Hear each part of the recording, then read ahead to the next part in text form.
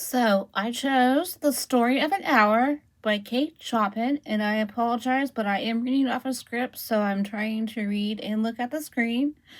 I'm going to start. Knowing that Mrs. Mallard was afflicted with a heart trouble, great care was taken to break to her as gently as possible the news of her husband's death. It was her sister Josephine who told her, in broken sentences, veiled hints that revealed in half concealing. Her husband's friend, Richard, was there too, near her. It was he who had been in the newspaper office when intelligence of the railroad disaster was received, with Brentley Mallard's name leading the list of killed. He had only taken the time to assure himself of its truth by a second telegram, and had hastened to forestall any less careful, less tender friend in bearing the sad message. She did not hear the story, as many women have heard the same, with a paralyzed inability to accept its significance. She wept at once, with sudden wild abandonment, in her sister's arms. When the storm of grief had spent itself, she went away to her room alone. She would have no one follow her. There stood, facing the open window, a comfortable, roomy armchair. Into this she sank, pressed down by a physical exhaustion that haunted her body and seemed to reach into her soul. She could see, in the open square before her house, the tops of trees that were all aquiver with the new spring life. That delicious breath of rain was in the air. In the street below, a peddler was crying his wares. The notes of a distant song which someone was singing reached her faintly, and countless sparrows were twittering in the eaves. There were patches of blue sky showing here and there through the clouds that had met and piled one above the other in the west facing her window. She sat with her head thrown back upon the cushion of the chair, quiet, motionless, except when a sob came up into her throat and shook her, as a child who has cried itself to sleep continues to sob in its dreams. She was young, with a fair, calm face, whose lines bespoke repression and even a certain strength. But now there was a dull stare in her eyes, whose gaze was fixed away off yonder on one of those patches of blue sky. It was not a glance of reflection, but rather indicated a suspension of intelligent thought. There was something coming to her, and she was waiting for it, fearfully.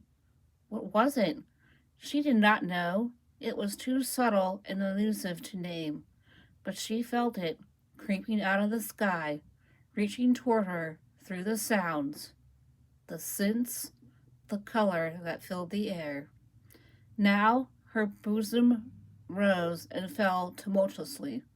She was beginning to recognize this thing that was approaching to possess her, and she was striving to beat it back with her will, as powerless as her two white, slender hands would have been. When she abandoned herself, a little whispered word escaped her slightly parted lips. She said it over and over under her breath. Free! Free! Free! The vacant stare and the look of terror that had followed it went from her eyes. They stayed keen and bright. Her pulses beat fast, and the coursing blood warmed and relaxed every inch of her body. She did not stop to ask if it were or were not a monstrous joy that held her. A clear and exalted perception enabled her to dismiss the suggestion as trivial.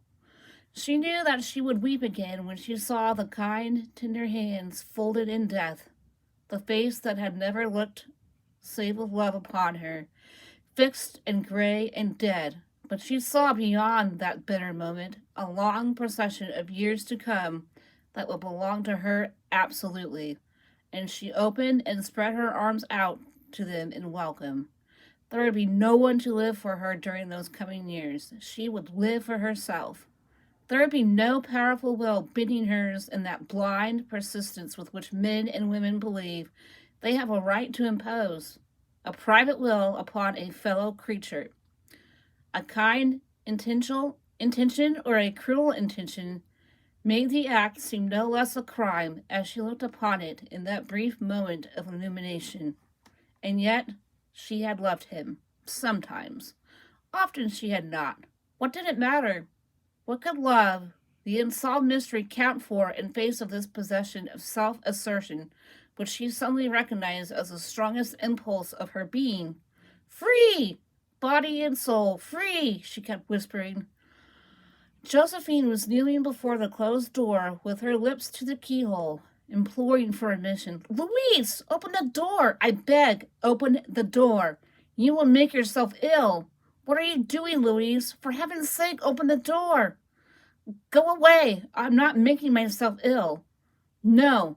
She was drinking in a very elixir of life through that open window.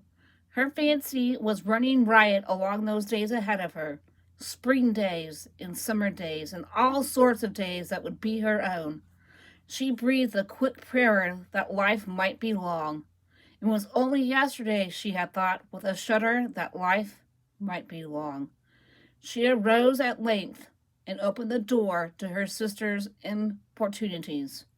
There was a feverish triumph in her eyes, and she carried herself unwittingly like a goddess of victory.